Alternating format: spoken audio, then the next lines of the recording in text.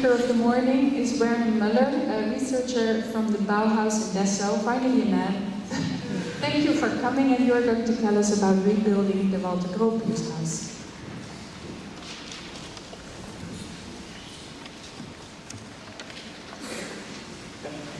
First of all, I want to say thank you to be here, and also thank you to all the organization things, also to the Goethe Institute. It was really great. And I really cannot imagine what it means, as Natasha asked us in Dessau, okay, please show in 20 minutes some inside views of the process of the rebuilding of the master houses in Dessau. Because some statistics in front, the buildings were designed 85 years before, and the time from the first idea over the design process to construction takes less than one year, and we take now more than 20 years about the discussion and the renovation, the rebuild and the restoring and the question of a new program of settlement. So, okay, let's think about it. Also, this was the reason why I took the title in this little bit very intellectual or pace that currently in Fuzziness of rebuilding the Bauhaus Master House in Dessau. So let's continue. This was also one of the first worldwide known images of the settlement. This was the first sketch of Karl Peter. He was a member of the office of Walter Gropius, and it shows the idea of the Bauhaus master houses. The idea was not a single house, it was a colony. It was also not an idea to build a house only for the director. It was an idea to build a showroom and the whole program. It was to manifestate how the people can live in the 20th century with the ideas of the Bauhaus. It was not really the symbol of the architect for his own thinkings to materialize it. It was more or less the idea how we can look in the future.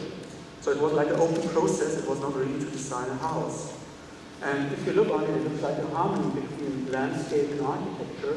It was not really the reason. It was more an aesthetic composition of this cubature of the buildings in relation to the key traits in the surroundings. Here now the director's house. The director's house looks very modern, but it's like a Pantangolo sculpture inside the forest. And this is the horizontal cube in contradiction with these thin lines of these trees, these plane trees in the forest. Or here again, you see the trees mirrored in the windows. And so you have a composition about these vertical lines of the trees and the cubes of the white cubes of the buildings. But it's not the thinking about landscape and architecture.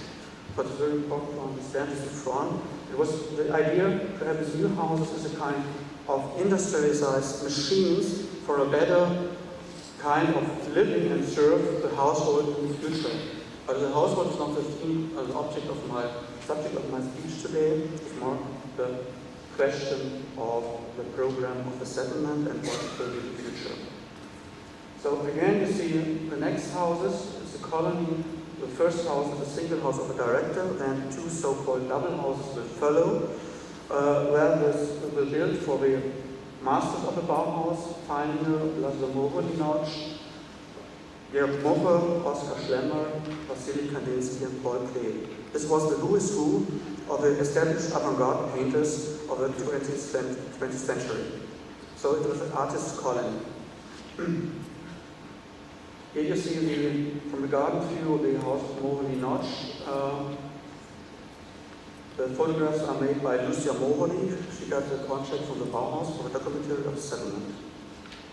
And here now, in the end, you see our Villa Tugendhat in Dessau. The wall is around the garden area from Gropius in front of the colony. And 1932, Mies van der Rohe, together with one of the Bauhaus students, designed a refreshment kiosk. They opened the wall and built in this refreshment kiosk in front of this wall. This was the only piece of Mies van der Rohe in Dessau. Yeah, you're laughing. This was 1932. It was the height of the world crisis, and there was no money to build Villa Tugendhat in Dessau again. because all of the architects are unemployed and no money was there. And also it is a sign of the end of the period of the Bauhaus in Dessau, because the Nazis take over in 1932 the majority of the city council, and in August 1932, as they win the elections, the first thing they did was to close the Bauhaus at the beginning of October 1942 in Dessau. So this is also the question, how do we continue? Because the Bauhaus was for the Nazis a symbol that has to be really put out of the world. And what will we do with the Bauhaus buildings? Because its most symbolic act is to demolish the signs of the things that we did not want. So we can be happy that we really did not demolish all. So I will go forward with the question of the Masters houses in the time period from 1933 to 2002. 1933, in July, the Bauhaus was closed also in Berlin, it was over. And what did the Nazis with the buildings? The Nazis used the buildings, now known as artists in residence buildings or something like that. They really designed the buildings back to common dwelling houses. They threw away the big windows here for the studios. They put new plaster on it, and one thing was also happening, they changed the heating, because the heating also in the 20s really did not work very fine. Also Clay and the others take over into the studios because it was a low dimension. And so this was the situation here now in the late 90s of this century, after the unification. So the idea was now, what can we do? What's the question? And then it started with a restoring and renewing and the building of Kandinsky in 2000, supported by Gropius. And you see, this was this part of one of the stubble houses. And then the debate started, what would happen with the other houses?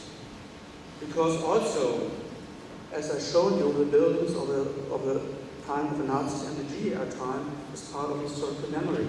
And they stay longer there in reality than the Bauhaus buildings. And also there are signs of the modern movement and the questions of hope in sense of the Bauhaus and the nightmare of the World War II. And all of the things. So I want to throw away all this historical memory out of sight. It was a very important question because we are UNESCO in 1996 as one of the first modern sites in the UNESCO list of World Heritage, also as experimental licensed object, not only to protect or preserve the material heritage, also to protect and preserve the immaterial heritage, the ideas of the Bauhaus. So this was a kind of balance, how you deal with the question of history on place. What will you show for the future and what will you give to the persons of the visitors? Will you show an aesthetic ensemble of the colony as it looks in the 20s? Or will you show the process, how it continues in the lifelines of the buildings? So the decision was done in 2002. They started again with the renovating of the second double house of Moholy and Schlemmer.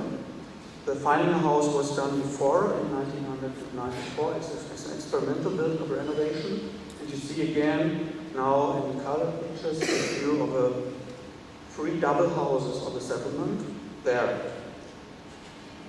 But what was now happening with the director's house and in front of the settlement? So again, a few back in the history. In the March of 1945, at the end of the Second World War, Dessau was victim of a big air raid of the British and the American Air Forces. More than 86% of the city were demolished, and also the director's house and the Moholy-Nagy house, one part of the double house.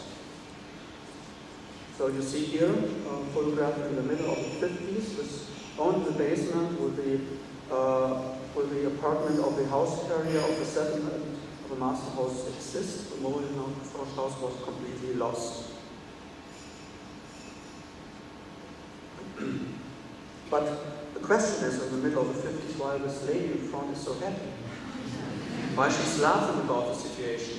Now she becomes the new owner of this estate. You have to imagine the Master House were in the estate of the city government from the beginning, and the masters of the Bauhaus had to rent, also the director, the rooms to live. And in the socialist period or communist period of the GDR, the ground was completely in the estate of all of the society, in the area of thinking. But in the 50s, a lot of intelligent people moved from East Germany to West Germany to get their job. And so they make a special deal. They can own this estate, so the estate of the Gropius house becomes a private ownership by this family, because they are engineers and very important for the GDR, and they did not want to move them to get them to the west. So they get it and they can build their own building. This is the reason why the lady was so happy that they can really start now with build their own home on the basement of the Gropius house. Her idea was, okay, follow the old principles of the Cupertures and a little bit look modern. But this was a conflict with the GDR because they think they cannot build for the proletariat society house that looks like Henry Ford did for his working class people. So this did not work. And so they also argue with this thing of GDR thinking, be modern in the idea of a new society, but be tragic, that be national in form. And this was the result.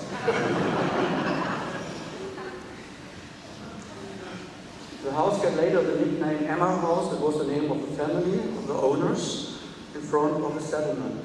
So it looks in the late 90s. If you visit the Masters House in Dessau, this was the first image. If you come to the colony, in front of the colony, the house Emma.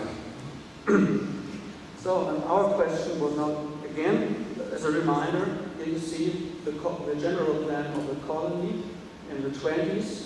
The director's house of Gropius, the wall around its first garden area, then the double houses, this was Moholy-Nagy, Pioneer, Mocher, Schlemmer, Kandinsky, Klee.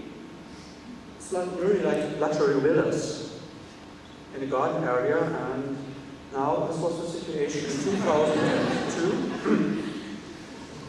You see the renovated houses here again. Only a fragment of a wall exists, the garage exists from the Gropius house, this piece of wall and the basement, and a little bit reduced in the dimensions, the Emma house on top. So you can also say this is a sign of a modern movement in the suburbs. Okay, so this was now our question to Mr. Gropius. What can we do, Mr. Bauhaus, with this heritage we have? And then a new thing comes. We have elections of new votes for the mayor of town in 2002. That means, okay, we also make a change with the owners of the house and bring back the house to the ownership and the state of the city government. And we was afraid that we want to restore or rebuild the Gropius house and Moholy-Nagy house one-to-one as it was. Because we did not really know of all the documents how it really looks and what do you think is English red without any real document. So we started a debate in the sense of a democracy process. We call it Updating Modernism in 2003.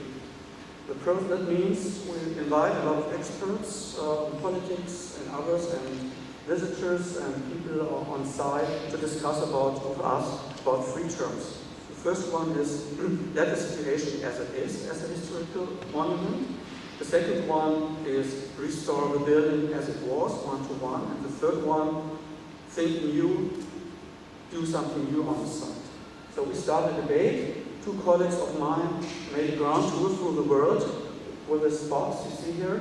There was a model inn of the settlement, and they visit a lot of important persons all over the world. You see here Donna Robertson from the IIT. They also visit Oscar Niemeyer, Eisenman, Ingehofen, and all the people, and you see the sign, all the box, and ask them the question, what do we think about it?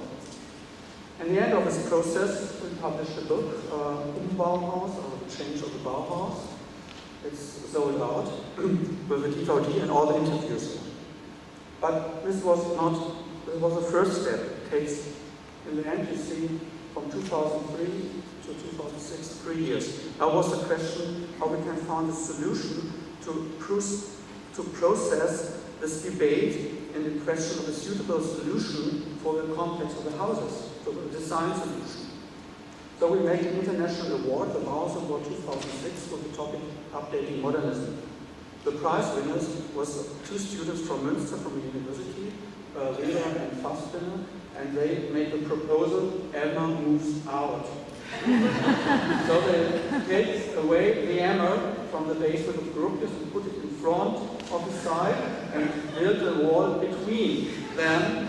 And the idea was also to use the area of the Gropius house as a kind of forum and a kind of museum of the cultural memory.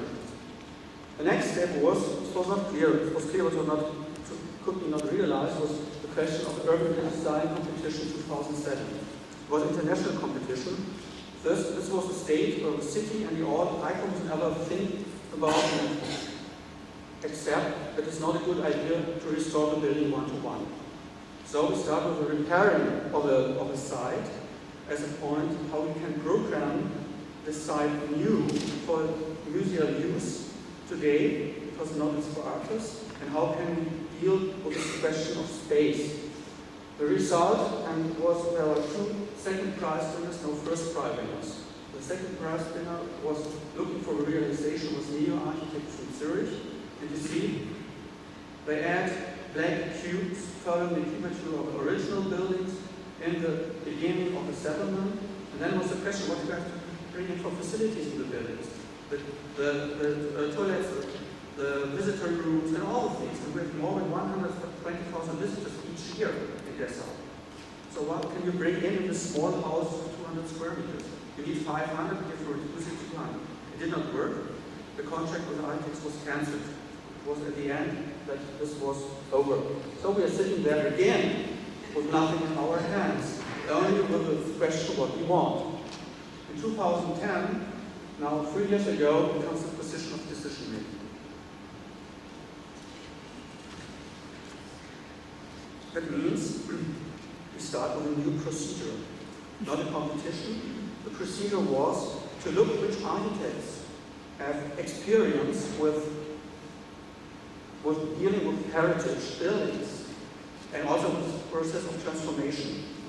So we look for and then talk with the architects together in the jury of Chipperfield and others, and not to give them the idea to bring a design inside the talk, only talk about the situation as found and what they have done. And so we made a selection for the office of DFM, Bruno Fiorti Marquez from Berlin. They are now the winners of this discussion, and we start now with the realization of the rebuild. You see now this is a contemporary photograph made 1 week ago. This is the wall of the Gropius garden. This is the Mies van der Rohe in Dessau. So, you see here now the Gropius Director's House in construction. But the difference to the 20s was we think about the process of unsharpness or fuzziness of the memory. We have not the real documents of the 20s to rebuild buildings one to one. There's a lot of things has happened, and so we start with this question, okay, how we can deal with it? We sharpen the process with the abstraction of the buildings. You see, they reduce the details completely. They change the material, it's not plaster, it's concrete, a very modern concrete in front. And they rebuild the cubature of the buildings as it was. This is the Moholy-Nagy house with the new windows in. Oops, it was too fast. Again. So you see it's really abstract, more abstract than in the 20s, but it shows the difference to the 20s, the fuzziness of our question of memory and how we deal with memory.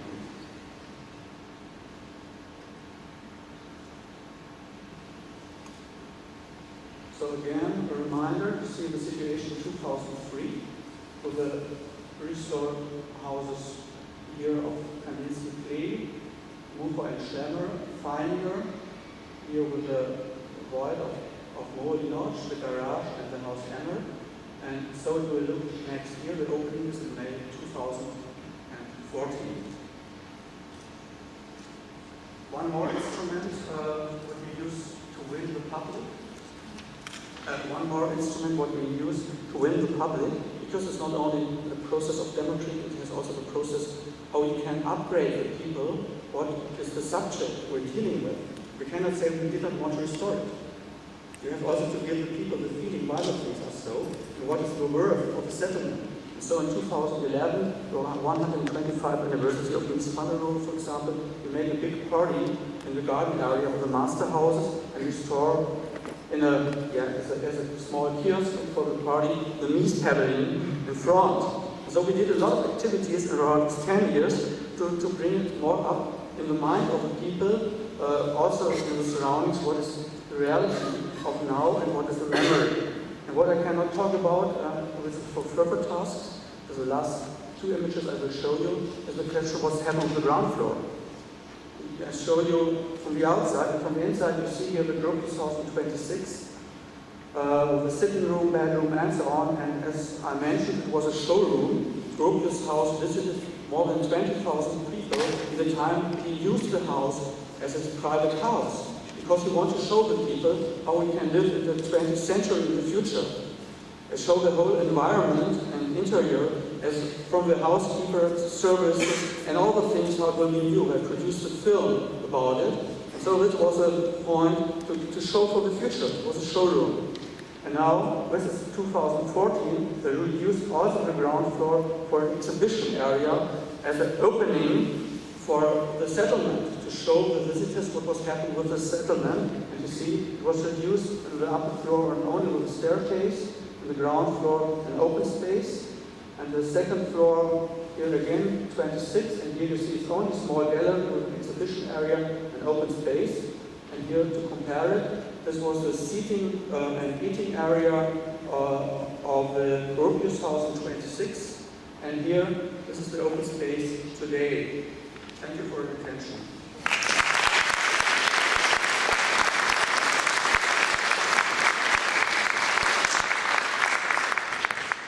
That was